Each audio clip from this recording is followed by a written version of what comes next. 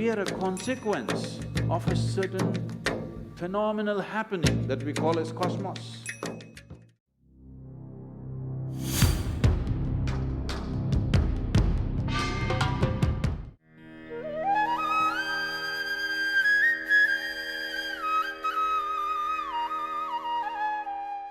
Shiva's love for Sati was like I was just now telling, when we were in the Kailash trip, people became weepy about what they missed. They didn't miss anything, but they felt they missed. So, it's one of those moments when you yield.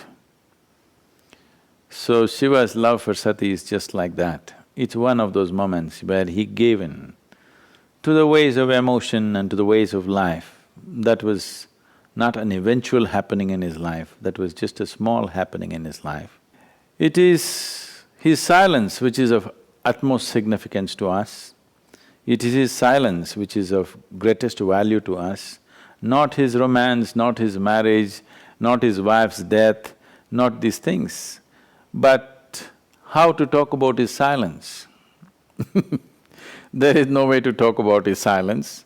Now that you brought up the question yes, he went through all the throes of romance and the death and the grief and the works.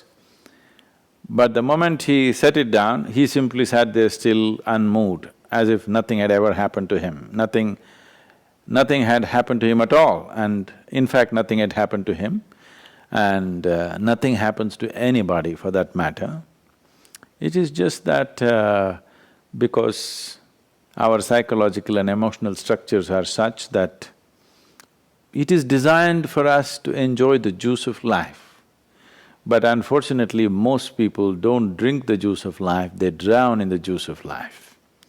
So Shiva also allowed himself that luxury for some moment. When he thought it's enough, he came out of it and sat there completely conscious and in a different state. So don't ever think that was the eventual happening, that was just a small happening in his life, and that was fine. That made him kind of more human-friendly because people could relate to him because he also grieved. That gives some joy to all the people who are in different levels of misery, that Shiva also suffered for a certain period of time. But you need to understand, it's just one of those moments when he is given into the process of life. But the moment he wants to stop it, he stops it immediately and sits there untouched by any of these things.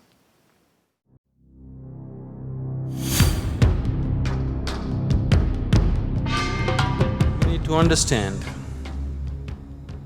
Shiva jumped from gross to subtle just like that. The subtlest aspects of yoga and the crudest aspects of yoga, everything was handled at once because he makes no distinction between this and that. The word Shiva means just that he made no distinction between good and bad. Anything that's rejected anywhere in the world is his. All those beings, all those qualities, all those substances which have been rejected by all the people in the world, all the gods, he took it upon himself. So, what Shiva means is absolute acceptance, not an iota of resistance. Everything is his. It is in this state the yoga was propounded. It is in this understanding the yoga was propounded. The word yoga means just the same. The word yoga means everything has become one. Yoga means all-inclusiveness. With a sense of exclusiveness in you, you attempt yoga, you will get into just entertainment.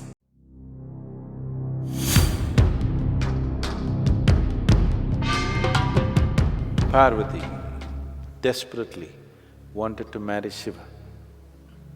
So she hired help. The god of Kama, Kamadeva,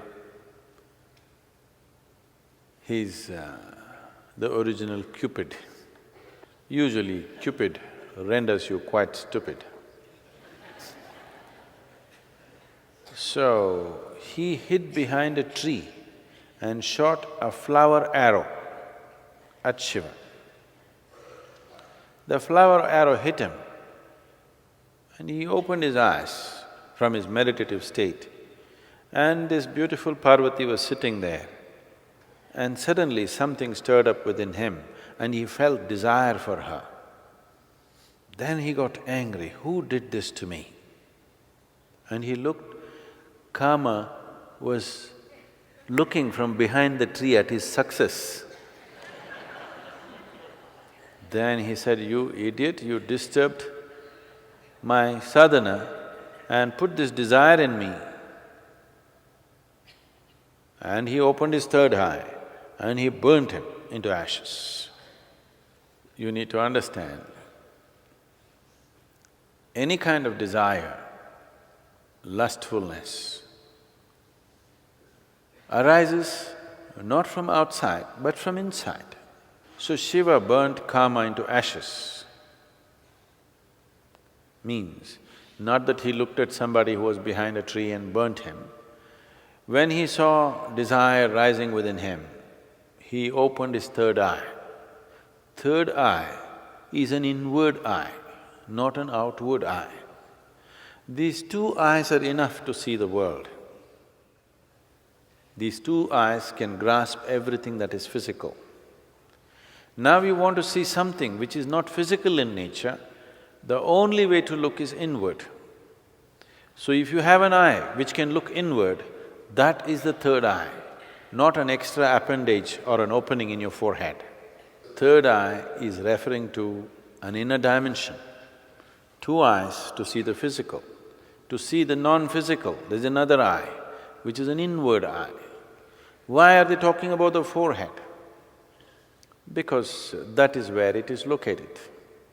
Agna chakra, this is the chakra between the eyebrows, which is an inward vision, because it's all about turning inward.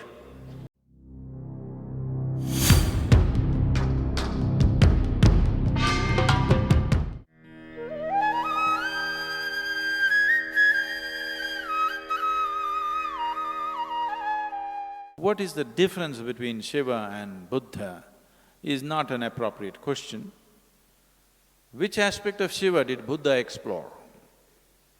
He explored the path of awareness, which is one aspect. It's very unidimensional, but the significance of Gautam Buddha is, he is very scientific, clinical.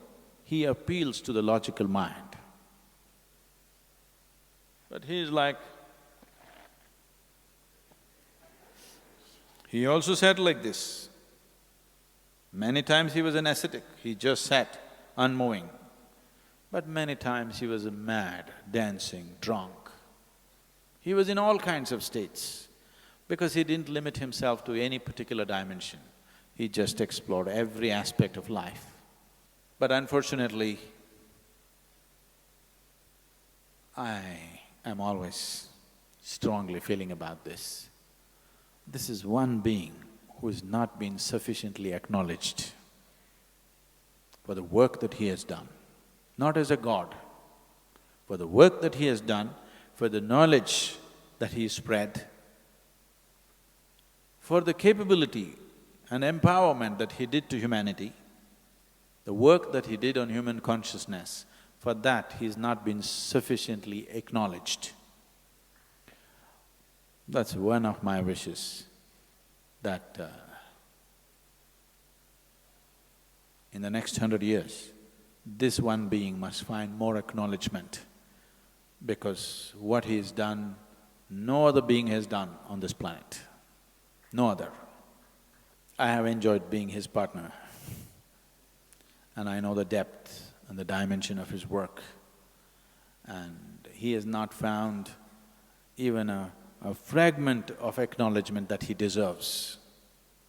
Just saying somebody is a god is not good. As a being, what work he has done, he needs to be acknowledged for that. Generally it's believed this is somewhere 40 to 60,000 years ago that he started his work. But after 60,000 years or 40,000 years, It is still alive, you can't kill it. You still can't kill it, isn't it? By the time I'm done with my life, I'm sure I will leave him little more popular than the way he is today.